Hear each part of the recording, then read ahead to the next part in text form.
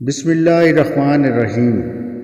موت ایک ایسی تلخ حقیقت ہے جس پر ہر شخص کو یقین ہوتا ہے کہ اس نے اس سے دوچار ہونا ہے، اس کا تلخ جام پینا ہے۔ یہ یقین ہر قسم کے انسان کو ہوتا ہے کیونکہ جب سے یہ دنیا قائم ہے کسی نفس و جان نے موت سے چھٹکارا نہیں پایا۔ مختصر الفاظ میں یہ کہا جا سکتا ہے کہ جسم سے روح نکلنے اور جدا ہونے کا نام موت ہے۔ رب کائنات نے فرمایا کل نفس ذائقۃ الموت، یعنی ہر جان کو موت کا مزہ چکھنا ہے۔ ذائقہ موت کیا ہے اور کیسا ہے؟ قرآن و حدیث، آثار و واقعات اور مشاہدات سے یہ حقیقت ثابت ہے کہ جب موت کا وقت آتا ہے تو مرض موت سے جان کنی تک مرحلہ عزت اذیت ناک ہوتا ہے۔ بالخصوص جان کنی کے وقت کرب و علم بڑا شدید ہوتا ہے۔ مرنے والے پر ایسی مدہوشی غالب آ جاتی ہے کہ اس کو اس کے اظہار کی سکت ہی نہیں ہوتی۔ موت کی اس سختی سے کوئی نفس چاہے نبی ہو یا ولی مستثنیٰ نہیں ہے۔ البتہ موت کی شدت اور تلخی کے ذائقے میں اس میں کمی اور زیادتی ہو سکتی ہے۔ نیکوں اور بدوں کے حق میں کمی اور زیادتی، اس کی تفصیل میں آگے بتاتا ہوں۔ امام غزالی فرماتے ہیں کہ سکرات الموت، جان کنی میں شدت تکلیف کو در حقیقت وہی شخص جانتا ہے جس نے اس کا مزہ چکھا ہے، اور جس نے نہیں چکھا اس کو قیاس یا استدلال سے نہیں سمجھایا جا سکتا۔ اس لیے مشاہدے کی بات ہے کہ بدن کے جس عضو میں روح نہیں ہوتی، جیسے سن ہو جاتا ہے، اس میں تکلیف محسوس نہیں ہوتی، اور جب اس میں سے روح ہوتی ہے تو اس تکلیف محسوس ہوتی ہے۔ اسی طرح جان کنی کے وقت وہ تکلیف جو نفس سے روح پر نازل ہوتی ہے اور تمام اعضائے بدن میں گھل مل جاتی ہے، یہاں تک کہ روح کا کوئی جز باقی نہیں رہتا، اندرون بدن کے رگ و ریشے میں نہ پھیلے اور اس میں شدید تکلیف نہ ہو۔ اسی وجہ سے کہا گیا کہ موت کی تکلیف تلوار کی ضرب، آرے سے چیرنے اور کینچی سے کاٹنے تراشنے سے بھی زیادہ سخت ہے۔ اعضائے بدن میں پھیلے ہوئے تمام اجزائے روح اپنے علام سمیت کھینچ کر جب گلے تک پہنچ جاتے ہیں تو مرنے والے کی نظر دنیا اور دنیا والے سے منقطع ہو جاتی ہے، اور توبہ کا دروازہ بند ہو جاتا ہے، اور حسرت و ندامت اس کو گھیر لیتی ہے۔ رسول اللہ صلی اللہ علیہ وآلہ وسلم فرماتے ہیں کہ بندے کی توبہ اس وقت تک قبول کی جاتی ہے جب تک سانس خرخر نہ کرے، اور اللہ تعالیٰ کا ارشاد ہے ان لوگوں کے لیے توبہ نہیں جو برائیاں کرتے جائیں یہاں تک کہ جب ان میں سے کسی کی موت آ جائے تو کہے اب میں نے توبہ کر لیا ہے۔ قرآن حدیث میں موت کی سختی اور تلخی کا مختلف انداز میں بیان کیا گیا ہے۔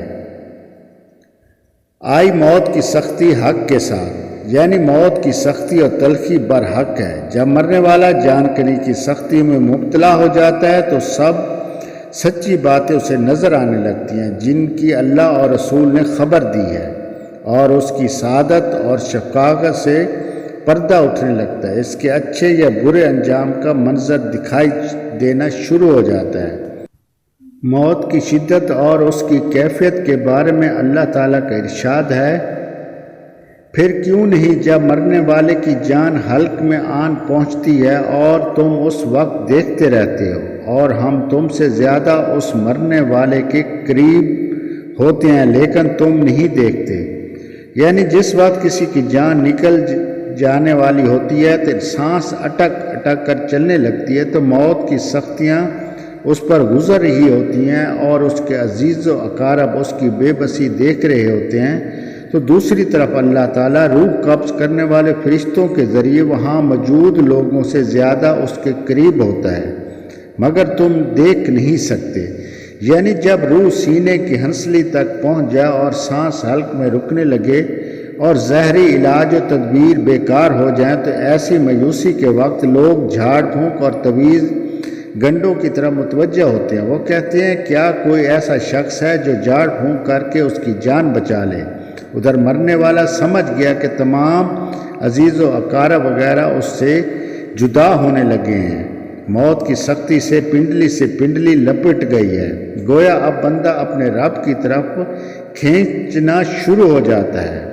روایت میں ہے کہ بنی اسرائیل کے کچھ لوگ قبرستان کے پاس گزرے، انہوں نے ایک دوسرے سے کہا، تم لوگ اللہ تعالیٰ سے دعا کرو کہ وہ اس قبرستان سے کوئی ایسا مردہ باہر نکالے جس سے حال دریافت کیا جائے کہ موت کیسے ہوئی ہے۔ ان سب نے اللہ تعالیٰ سے دعا کی۔ اسی وقت ایک شخص قبر سے نکل کر کھڑا ہو گیا، اس کی دونوں آنکھوں کے درمیان سجدے کا نشان تھا۔ اس نے کہا، اے لوگو، مجھ سے کیا معلوم کرنا چاہتے ہو؟ میرا حال تو یہ ہے کہ مجھے موت کا ذائقہ چکھتے ہوئے 50 سال ہو گئے، مگر موت کی تلخی میرے دل سے گئی نہیں ہے۔